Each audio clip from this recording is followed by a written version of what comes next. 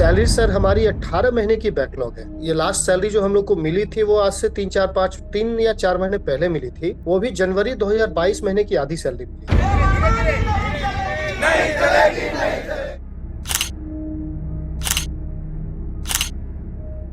माननीय प्रधानमंत्री जी एक बार एचईसी के प्रति अगर थोड़ा सा ध्यान दे देंगे तो उनके लिए बहुत छोटा चीज है एचईसी। 14 जुलाई 2023 ये तारीख आपको याद होगी, भारत के इतिहास में दर्ज है। 0 इस तारीख को दोपहर 2:30 बजे श्रीहरिकोटा स्थित सतीश धवन स्पेस सेंटर से भारत का महत्वाकांक्षी चंद्रयान 3 मिशन लॉन्च हुआ। सिर्फ 20 मिनट में LVM-3 रॉकेट ने चंद्रयान 3 को अपनी कक्षा में स्थापित कर दिया। इसके बाद क्रमशः चंद्रयान धरती से दूर होता जाएगा, चांद के करीब होता जाएगा। सब ठीक रहा तो 23 अगस्त के रोज ये चांद के सतह पर उतर जाएगा, सॉफ्ट लैंडिंग होगी। भारत का चंद्रयान, जिसके लॉन्च पर राष्ट्रपति, प्रधानमंत्री से लेकर हर भारतीय ने गर्व का अनुभव किया, हमने भी किया। ये सब हो पाया क्योंकि चंद्रयान को हेवी इंजीनियरिंग कॉर्पोरेशन लिमिटेड यानी HEC के बनाए लॉन्च पैड से प्रक्षेपित किया जा सका। उन्होंने ही आसमान में भेजा। जाहिर है HEC के इंजीनियर और कर्मचारी भी गर्व का अनुभव कर रहे थे, लेकिन उनकी खुशी कुछ फीकी थी। वो घर लौटते हुए अपने बच्चों के लिए कुछ अच्छा ले जाना चाहते थे उस दिन, लेकिन क्या करते, 18 महीने से 1.5 साल से उनको सैलरी नहीं मिली है। भारत सरकार के भारी उद्योग मंत्रालय के तहत आने वाली HEC ने एक नहीं, दो नहीं, तीन चंद्रयानों के लिए इस्तेमाल हुआ लॉन्च पैड बनाया है। स्पेस सेक्टर के साथ साथ आर्थिक सामरिक महत्व रखने वाले steel sector, atomic energy sector और भारतीय नौसेना के लिए HEC ने कई ज़रूरी उपकरण बनाए हैं। जो तकनीक और उपकरण कल तक भारत आयात करता था, इंपोर्ट करता था, डॉलर्स खोता था, वो देश में बना कर दिए हैं। लेकिन यही काम करने वाले कर्मचारी अपने रोज़मर्रा के खर्चे, बच्चों की पढ़ाई और दवाई वगैरह के लिए कर्ज ले रहे हैं, PF निकाल रहे हैं। सैलरी कब आएगी इसका कोई पता नहीं है। हड़ताल, धरना और सरकारों से कई दौर की बातचीत करके भी कोई समाधान नहीं निकला है। HEC की बदहाली दूर करने के लिए सरकारी सहायता की दरकार है, लेकिन कर्मचारियों का कहना है कि कंपनी को बंद करने की साजिश हो रही है। अब उनकी उम्मीद है प्रधानमंत्री मोदी से। 1947 में भारत से जाने से पहले अंग्रेज जितना कर सकते थे उतना हमारा शोषण करके गए। उद्योगों के नाम पर हमारे पास कुछ मिल्स थी, कुछ कारखाने थे, लेकिन ये नाकाफ़ी थे एक मॉडर्न इंडिया के लिए। इसकी एक वजह यह भी थी कि भारत में कैपिटल गुड्स इंडस्ट्री नहीं थी, न के बराबर थी। ये क्या होता है, इसे आप एक उदाहरण से अच्छे से समझ सकते हैं।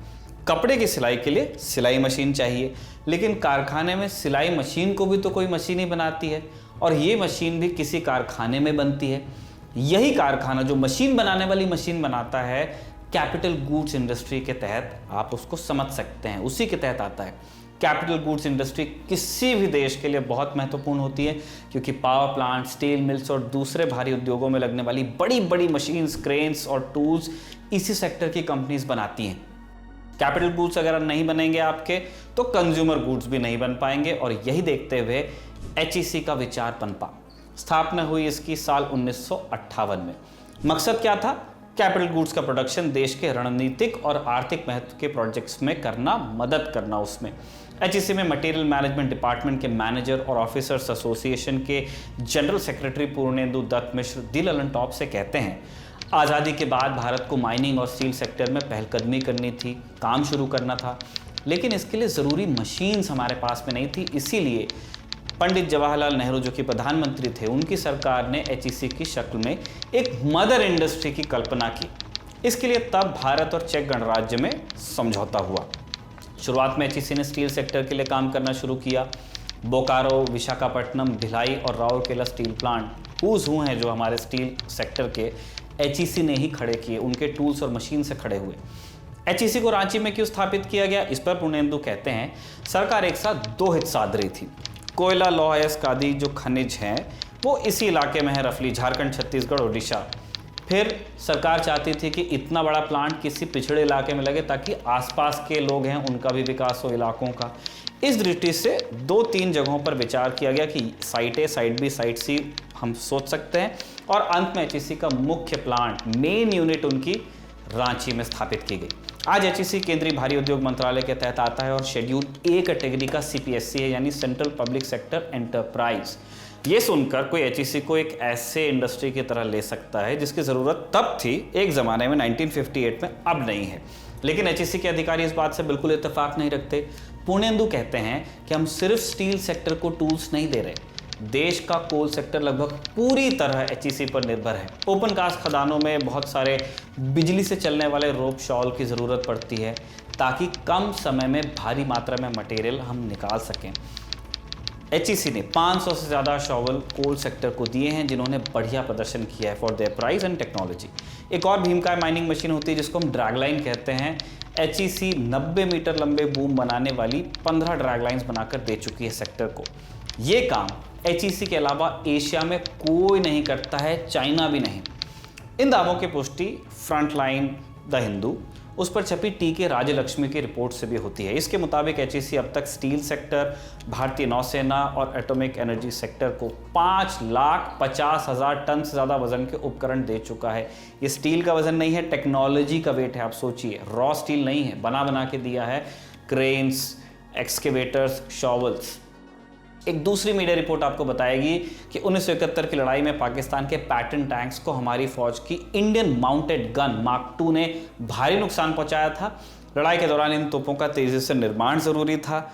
इन तोपों का बैरल, जो नाल होती है जिससे दागते हैं, एचईसी ने बना कर दिया और इस काम के लिए एचईसी को बिल्कुल वक्त नहीं दिया था। तुरंत मांगा, तुरंत बना के दिया, लेकिन कंपनी मुश्किल वक्त की कसौटी पर खरी उतरी। इसके बाद एचईसी ने सेना और नौसेना के लिए खूब काम किया। T-72 टैंक के लिए जो टरेट जिसके अंदर नाल होती है और टैंक का क्रू बैठता है गोल सा और उसके आगे नाल निकलती है, वो बनाए। नौसैनिक पोत जो हमारे वारशिप्स हैं उनके गियर सिस्टम्स बनाए। इसके आयात पर भारत की निर्भरता कम हुई। हम पहले बाहर से ला रहे थे, अब इधर बना रहे हैं। पूर्णेंदु आगे बताते हैं, एचईसी कोई सामान्य संस्थान नहीं है। हमारे लिए स्पेस, एटॉमिक एनर्जी जैसे सेक्टर बड़ी प्रतिष्ठा वाले हैं जिन्हें हम अपने बने इंस्ट्रूमेंट्स देते हैं। हमने पहली बार देश में स्वदेशी तरीके से लॉन्च पैड बनाए और इसरो को दिए। इस प्रोजेक्ट के सूत्रधार पूर्व राष्ट्रपति डॉक्टर एपीजे अब्दुल कलाम थे। इसरो के चंद्रयान 3, चंद्रयान 2, चंद्रयान 1 तीनों मिशन के लिए लॉन्च पैड जो इस्तेमाल हुआ वो एचईसी ने बना के दिया है।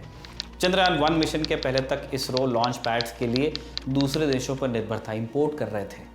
देखिए, basically HEC not a simple organization. तो जो हमने काम किए हैं इसरो के लिए या न्यूक्लियर सेक्टर के लिए या अदर सेक्टर्स जैसे कोल सेक्टर, माइनिंग सेक्टर, बहुत सारे सेक्टर्स हैं जिसमें एचईसी काम करती है। उसी भाग में इसरो को हमने ये लॉन्च पैड करीब 2008-9 में बना के दिया था।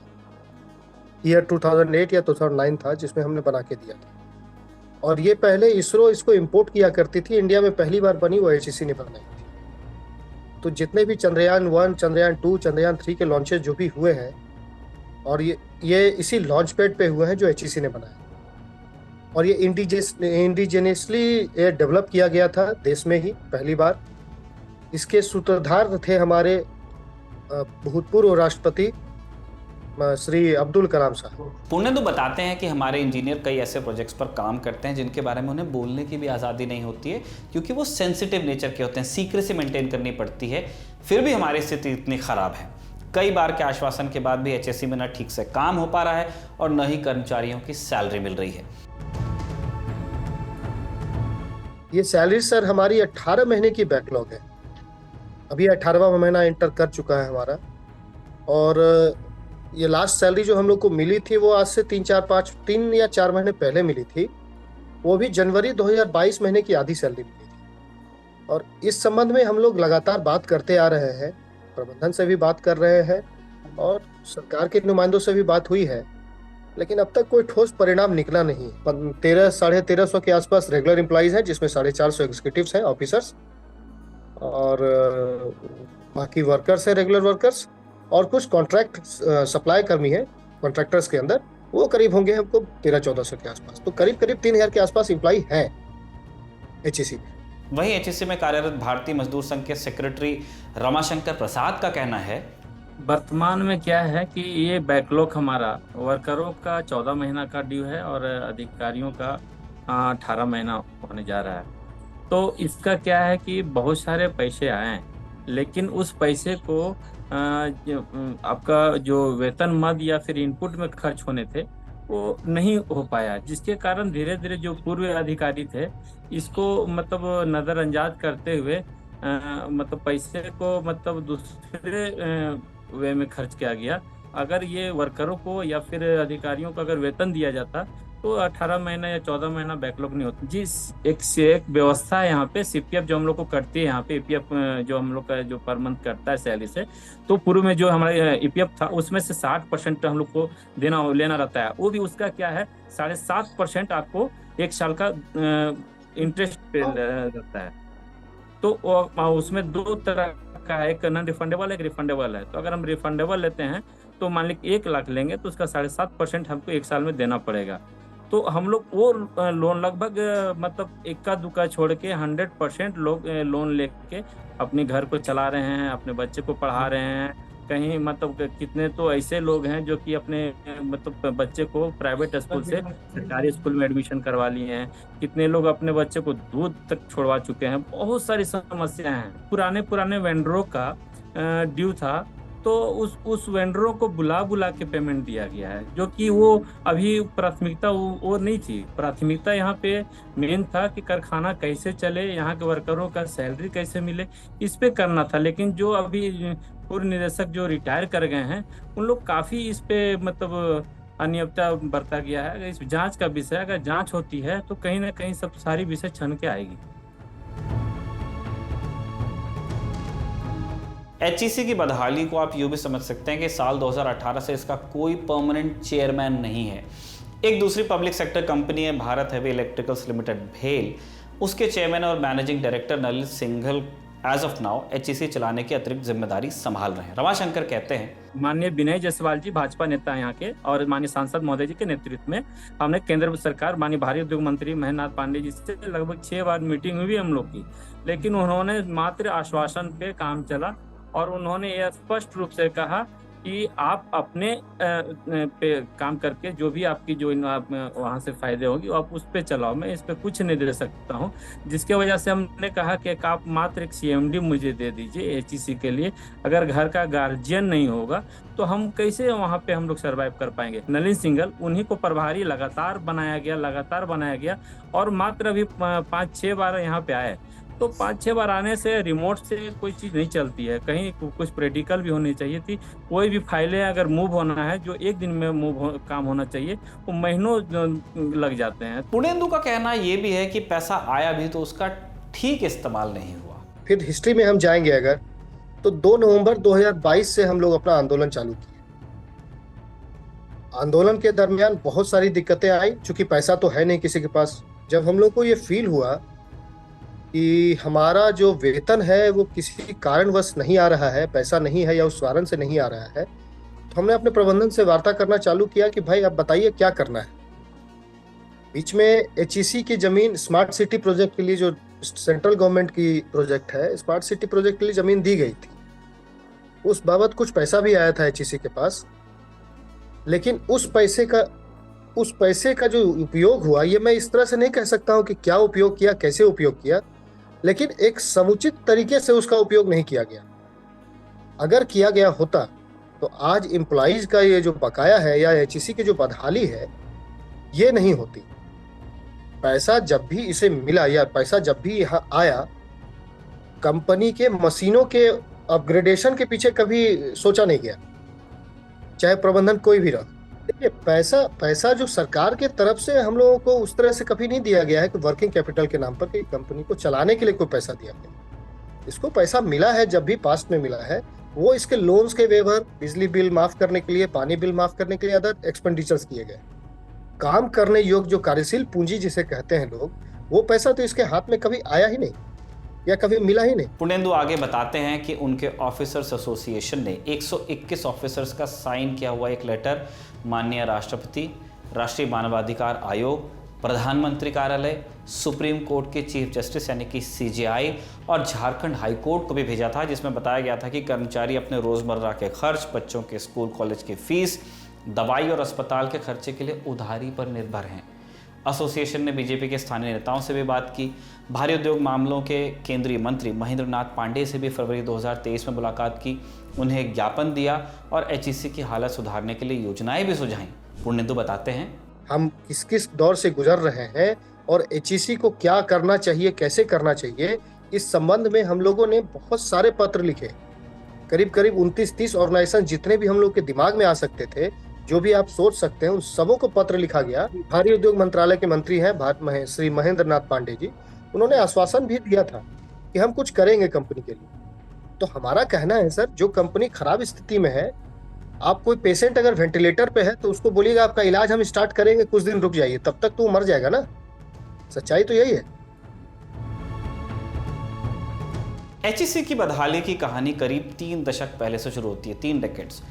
एचईसी की स्थापना साल 1958 में हुई। प्रधानमंत्री नेहरू का ड्रीम प्रोजेक्ट था। पूर्व राष्ट्रपति और देश के आला दर्जे के वैज्ञानिक एपीजे अब्दुल कलाम इस संस्था की तकनीक और काम से इतने प्रभावित थे, लेकिन साल 1992 के बाद से एचईसी की कमाई गिरने लगी, क्योंकि इसे सरकारी मदद जो मिल रही थी, वित्तीय मदद, बंद हो गई। एचईसी के पास रूस और चेकोस्लोवाकिया से खरीदी हुई मशीनें हैं। इन्हीं से एचईसी इंस्ट्रूमेंट्स बनाता है। ये मशीनें 60 साल से ज़्यादा पुरानी हो चुकी हैं। इन्हें तत्काल हटाकर इनकी जगह नई मशीन्स की ज़रूरत है। सितंबर 2021 में हेवी इंडस्ट्रीज डिपार्टमेंट के सेक्रेटरी को लेटर लिखकर कहा गया कि ये मशीन्स खतरनाक हैं और श्रमिकों को इन्हें चलाने में दिक्कत पेश आती है। पुणेंदु कहते हैं कि हमने पुरानी मशीन से ही इसरो के लिए उपकरण बना दिए, इतना मॉडर्न पुरानी मशीन से बना दिया। ऐसा नहीं है कि सारी मशीनें ख़राब हैं, उन्हें बेहतर किया जा सकता है। जो मशीनें ख़राब हैं उन्हें ठीक किया जा सकता है, लेकिन प्रोडक्शन तब हो पाएगा जब वर्किंग कैपिटल हो और कम से कम कर्मचारियों के पास खाने का तो पैसा हो, तभी काम हो सकता है। हमारे पास अभी भी अच्छे ऑर्डर्स हैं, पुण्यदू कह रहे हैं, इसरो, कोल इंडिया वगैरह के ऑर्डर्स हैं, लेकिन काम करने के लिए कंपनी को पैसा चाहिए। वर्किंग कैपिटल इसलिए चाहिए होता है कि जो मशीन्स हैं उनके अपकीप के लिए, जो आपके ऑर्डर आए हैं उनको बनाने के लिए जो चीज़ें चाहिए, उसको खरीदने के लिए आपको पैसा चाहिए। ये आपका वर्किंग कैपिटल होता है। ऑर्डर पूरे न कर पाने की वजह से कस्टमर ऑब्वियसली मायूस होता है और दोबारा आपके पास आने से कतराएगा। ये एचईसी के साथ भी हो रहा है। फरवरी 2010 में छपी एक मीडिया रिपोर्ट में तत्कालीन भारी उद्योग मंत्री विलास राव देशमुख का बयान था। उन दिनों एचईसी को स्टॉक मार्केट में लिस्ट करने की तैयारी थी। देशमुख इसे लेकर एक्साइटेड थे। उन्होंने कहा एचईसी में एक नवरत्न बनने का पूरा पोटेंशियल है, लेकिन इसी बयान में देशमुख ने यह भी जोड़ा कि बीते कुछ समय से सेनाओं और भारतीय रेल से एचईसी को नए ऑर्डर नहीं मिले। हम नए ऑर्डर्स के लिए प्रयास करेंगे। ये बताता है कि एचईसी क्रमशः अपने ग्राहक खोती रही है। कंपनी के साल 2021-22 के सालाना रिपोर्ट के मुताबिक दिसंबर 2022 तक कंपनी को 1451 करोड़ रुपए का सामान बनाने का ऑर्डर मिला, लेकिन कोविड, पुरानी मशीनरी और काम बंद होने के चलते कंपनी ऑर्डर पूरा नहीं कर पाई, माने सामान डिलीवर नहीं हुआ। और इन सारी चीज़ों की वजह से कंपनी का टर्नओवर एक साल पहले के 202 करोड़ 76 लाख रुपए से घटकर 184 करोड़ 69 लाख रुपए रह गया। ऐसा बिल्कुल नहीं है कि विनिवेश का सिद्धांत अपने आप में गलत है। डिसइन्वेस्टमेंट गलत नहीं है। सरकारी घाटे की एक वजह वो कंपनीज रही हैं जिनका प्रदर्शन खराब रहा और उन्हें वित्तीय मदद जो मिल रही थी उसके लिए हमको जो रिसोर्सेज लगाने पड़ रहे थे उससे विकास कार्यों में दिक्कत आ रही थी कि यहाँ का फंड निकाल के वहाँ देना पड़ रहा है जो पहले से घाटे में है। घाटे वाली सरकारी कंपनियों की वित्तीय मदद रोकने और उन्हें बंद करने के पक्ष में मजबूत और वाजिब तर्क बिल्कुल हैं। तो क्या इन्हें एचईसी पर लागू नहीं किया जाना चाहिए? इसके जवाब में पूर्णेंदु क्या कहते हैं, आप सुनिए।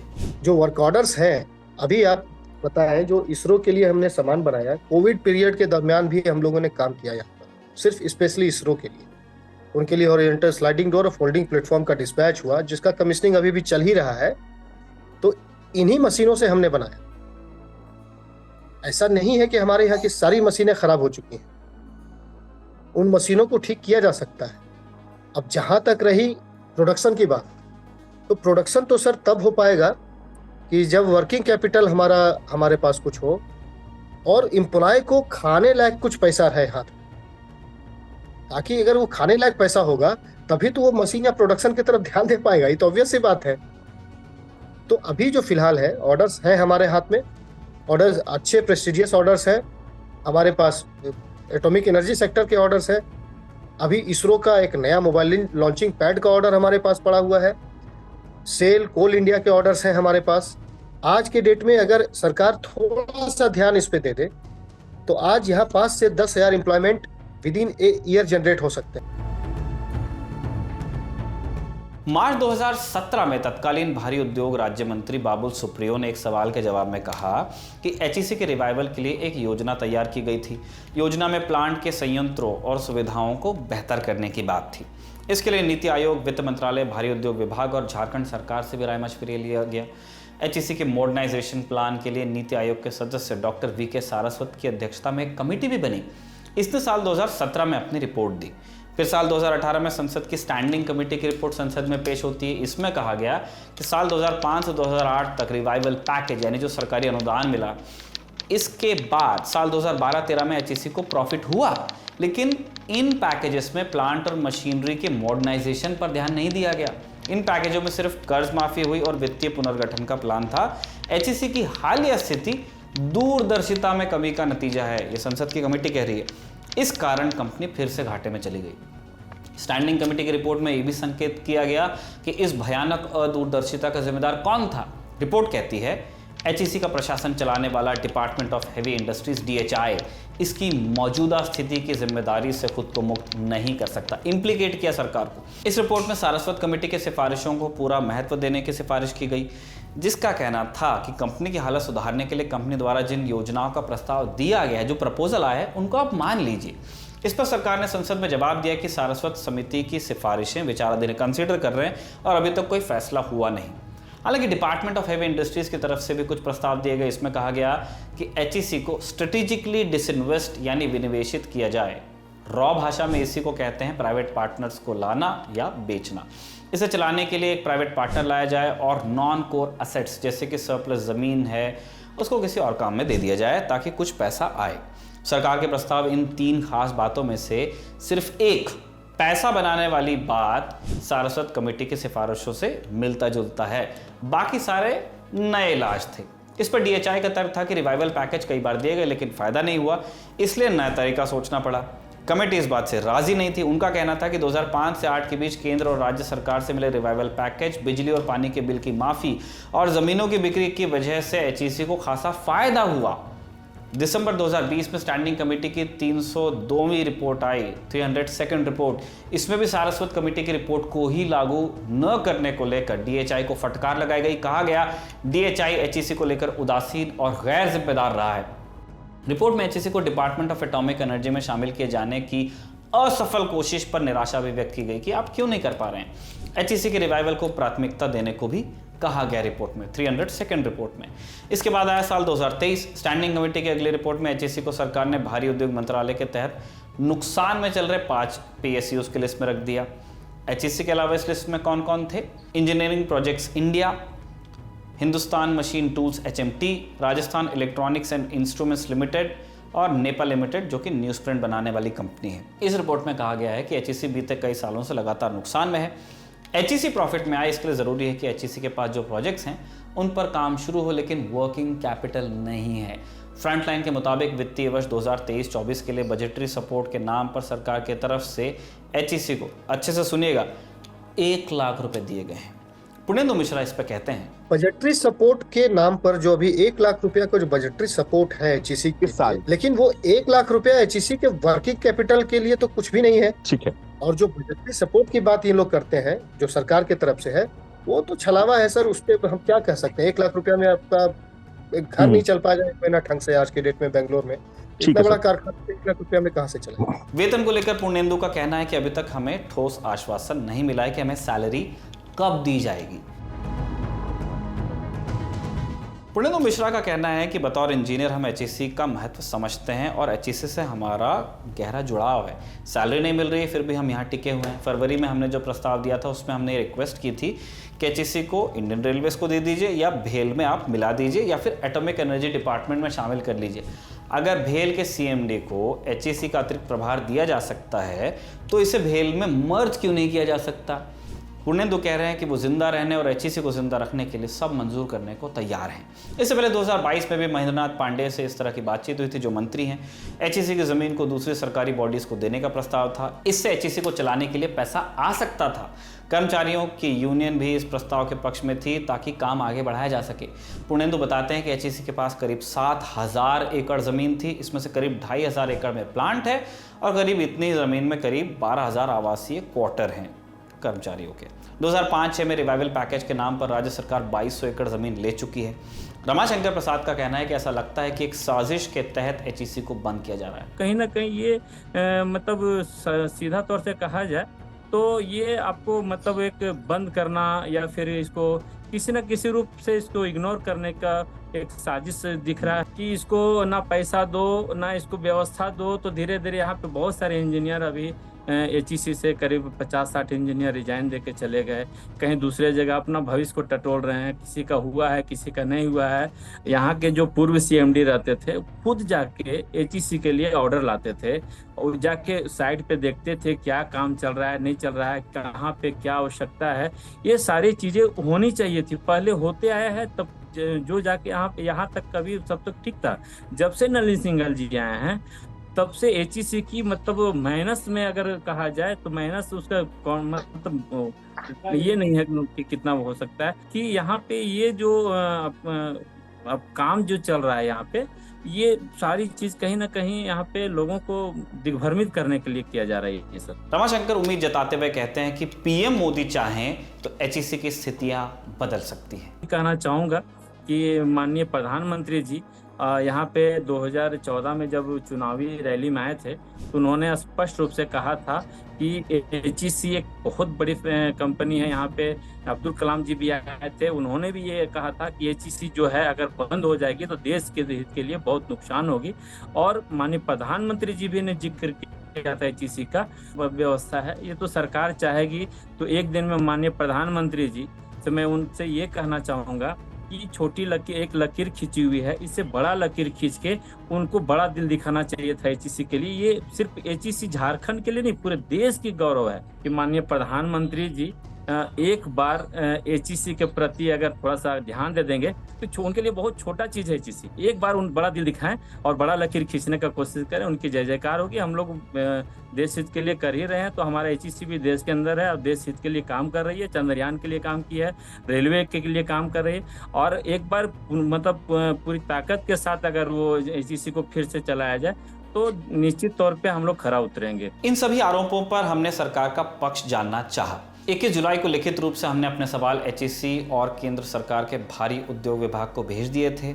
जब इस वीडियो को शूट किया जा रहा था तब तक हमें कोई जवाब नहीं मिला। तो ये थी उस HEC की कहानी जिसने युद्ध में लड़ाई के लिए तोपें बनाई, कोयले से लेकर इस्पात और परमाणु ऊर्जा तक के प्रोजेक्ट्स का काम देखा।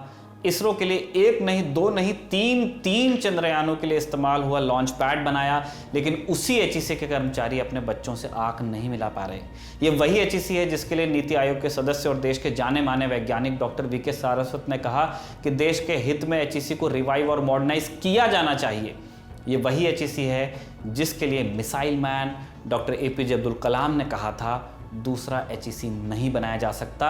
देश की ज़रूरतों को पूरा करने के लिए HEC को बनाए रखना ज़रूरी है। आपके लिए इस रिपोर्ट को बड़ी मेहनत से तैयार किया था हमारे साथी शिवेंद्र गौरव ने, और कैमरे पे से जतिन ने रिकॉर्ड किया था।